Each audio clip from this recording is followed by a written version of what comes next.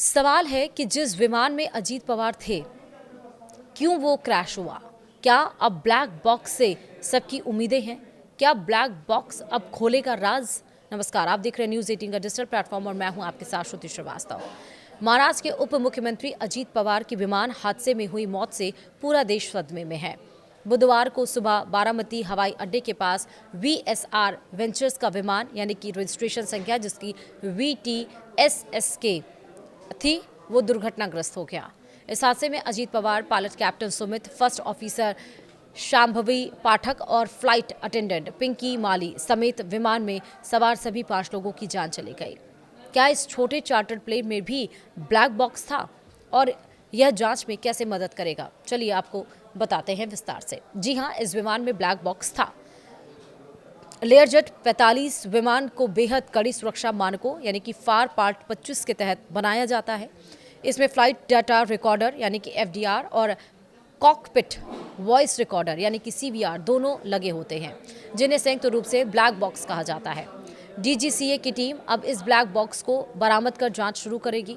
जानकारी के मुताबिक छोटे और निजी विमानों में ब्लैक बॉक्स अनिवार्य नहीं होता, लेकिन यदि चार्टर्ड प्लेन एक निश्चित वजन यानी आमतौर पर 5,700 किलोग्राम से अधिक या विमानन प्राधिकरण के नियमों के अनुसार से बड़ा है या व्यावसायिक रूप से उपयोग किया जा रहा है, तो उसमें फ्लाइट डाटा रिकॉर्डर यानी कि FDR और कॉकपिट वॉइस रिकॉर्डर यानी कि CVR का होना अनिवार्य कंपल्सरी है। ब्लैक बॉक्स विमान का वह सबसे मजबूत हिस्सा है जो किसी भी हादसे के बाद भी सुरक्षित रहता है। इसके 2 मुख्य भाग होते हैं। पहला CVR यानी कि कॉकपिट वॉइस रिकॉर्डर। इसमें पायलटों के बीच हुई आखिरी बातचीत रिकॉर्ड होती है। हादसे से ठीक पहले कॉकपिट में कौन सा अलार्म बजा या पायलटों ने क्या आपातकालीन संदेश दिए, यह CVR से पता चलता है। दूसरा FDR यानी कि फ्लाइट डाटा रिकॉर्डर। इसमें विमान की गति, ऊंचाई, इंजन की स्थिति और दिशा जैसे तकनीकी आंकड़े रिकॉर्ड होते हैं। सवाल, नाम ब्लैक पर रंग नारंगी। हैरानी की बात यह है कि ब्लैक बॉक्स काला नहीं बल्कि चमकीला नारंगी होता है। ऐसा इसलिए ताकि मलबे या घने जंगलों के बीच इसे आसानी से ढूंढा जा सके। इसमें एक बीकन लगा होता है जो पानी या जमीन के अंदर होने पर भी 30 दिनों तक सिग्नल भेजता रहता है।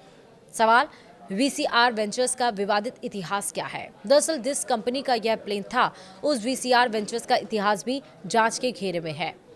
2011 में शुरू हुई दिल्ली की इस कंपनी का एक विमान 14 दिसंबर 2023 को भी मुंबई एयरपोर्ट पर दुर्घटनाग्रस्त हुआ था। बारामती हादसे के बाद कंपनी के सेफ्टी ऑडिट और विमान के रखरखाव पर गंभीर सवाल खड़े हो रहे हैं। सवाल ये भी कि अब गुत्थी कैसे सुलझेगी? दरअसल ब्लैक बॉक्स से मिलने वाले डाटा को कंप्यूटर पर डिकोड किया जाएगा। इससे यह साफ होगा कि हादसा किसी तकनीकी खराबी की वजह से हुआ, मौसम के कारण या फिर मानवीय चूक थी। 9,752 किलोग्राम वजनी यह विमान लैंडिंग स्ट्रिप तक क्यों नहीं पहुंच सका? इसका जवाब अब ब्लैक बॉक्स के भीतर ही कैद है। वीडियो में इतना ही। नमस्कार।